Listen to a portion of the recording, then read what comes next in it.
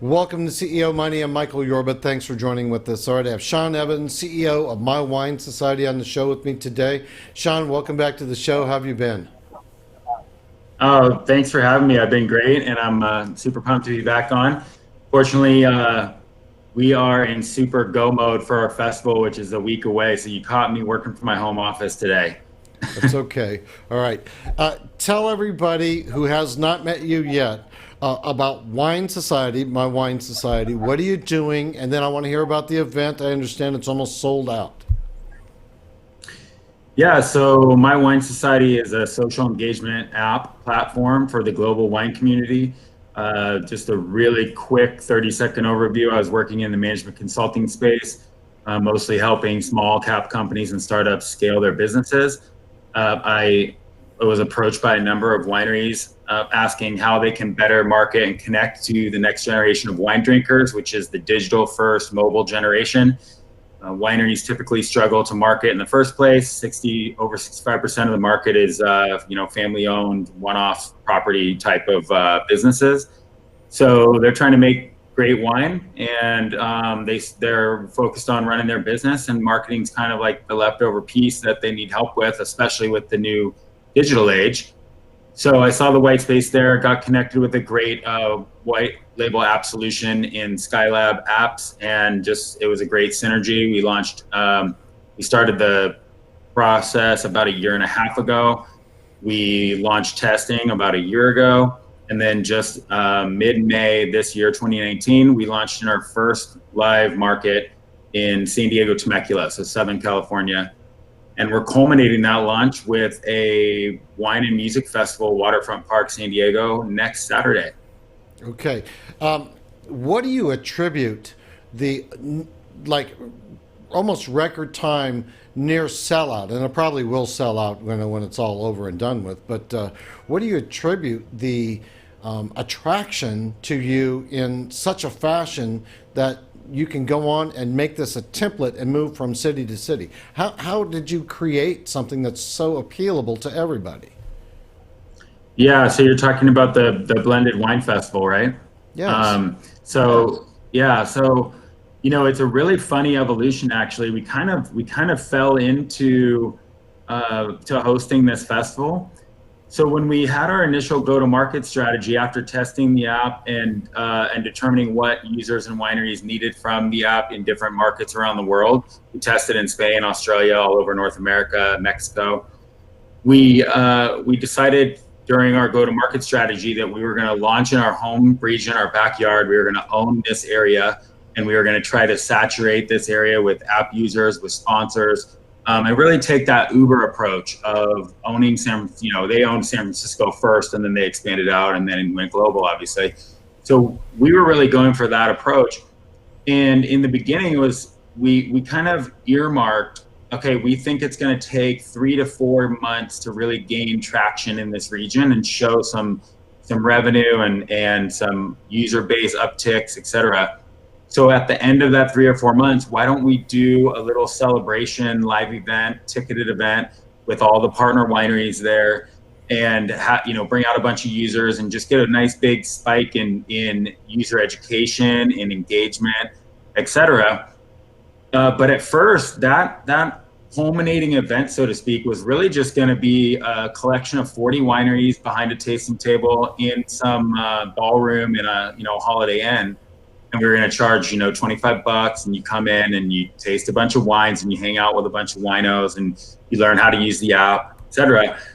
So I hired a live event coordinator to kind of oversee it. And she just kept tacking on pieces to this event. And from end of February 2019 to now, it evolved from a little 40 winery pour session to a full-on wine and music festival, waterfront park, main stage, headlining DJs, 45 plus wine labels, etc.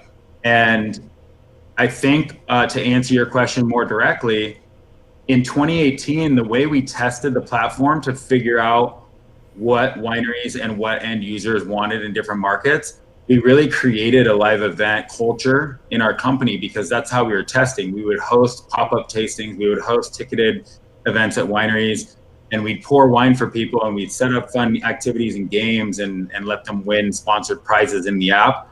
And so our team is really live event focused. And they kind of drove the exponential growth of this thing from a little tasting session in a ballroom in a hotel to an outdoor venue, live stage, LED screens, et cetera, et cetera, et cetera. I mean, it's a full-on music festival at this point. Okay. So I think that's where the evolution was. You're using the most advanced technology to get to market and to create, if you will, a micro-tribe reward system that makes the participants with you and the brands with you advocates of your brand and expanding that. I wanted you to dive into the mechanics of how that has become so successful in such a short period of time, because with this growth rate, you're going to be able to really get a big penetration of the marketplace. And, it took Ernest and Julio Gallo like decades to get where you are and in what you're doing. How is it that you're able to move so fast? Yeah, so, part of the answer to your last question, and then to answer this question as well, is after the evolution of this live event happened into this big festival, we immediately turned inward to our existing user base, thousands of users that are on our app at this point, all located in Southern California, and created reward-based processes within the platform that we've kind of mastered over the last year, and pushed out positive rewards for all the users to come and join this big community, at a festival experience, and use their app that they're already using every day, win more awards, but do it all together in a single setting. So the app really allowed us to be successful in pulling together thousands of people into one place really quickly, when back in February, which is just, a few months ago, this was not even an idea in our heads. So having that dedicated platform really helped. What's next for you? What are you going to do from here? I mean, it's obvious this is going to be a success, this festival that you're putting on. What's next on the hit list? Yeah, so our big goal as a unit was to prove that we could make one, major area, our hometown, make it a success on all fronts, that we could engage wineries, that we could get user downloads, that we could keep them on the app and keep them engaged and have them be rewarded by sponsors. So we've really been refining that process. And I think this festival next week is going to really act as the culmination of us proving out a successful market. And then we're going to expand. So we're going to take this model and we're going to go work up the coast nice and slow and make sure we're doing everything right. And we're going to go up to Central Coast in LA and do the same thing. And then we're going to end 2019 by rolling out in the Bay Area and Napa Sonoma region. And so from a growth standpoint, we're hoping to get some initial footprints in most of California by the end of the calendar year. From a financial standpoint, we're just wrapping up a bridge financing round right now. We raised about $900K in our first seed round. We did a bridge financing raise to help this expansion and to launch this festival of about 350. We have about 100K left in that room in that raise. And then I'm actually leaving on a roadshow for most of August, hitting Chicago, New York, San Francisco, and Memphis, Tennessee, actually, where most of our investors are, oddly enough. And we're launching our Series A raise. So we'll be floating around that term sheet through August and into September. On the Series A, what are you going to do with the money? Where are you going to put it, and how is that going to impact the growth of your company? Yeah, so the bridge financing round was just that. It was a bridge to get us the capitalization we needed to scale up this festival to the size that we wanted and really bring in a bunch of revenue and also continue our expansion up north, right, into LA and San Francisco. So we're hopefully going to call on those Series A funds in October, capture maybe about a third of them in October, maybe up to half of them by the end of November. Then everyone kind of goes on holiday. And then when we come back in January, we'll have those, the investors go on holiday. We don't go on holiday, just for clarification. Right. But then we'll come back in January, hopefully capture the rest of those Series A funds when everyone gets back to work. And then with those funds, we're going to take these models, especially the San Diego model, where we've really saturated the market, expanded the live event division, and we're going to try to expand that model out into multiple markets. Our goal is really obviously to focus on the major wine markets.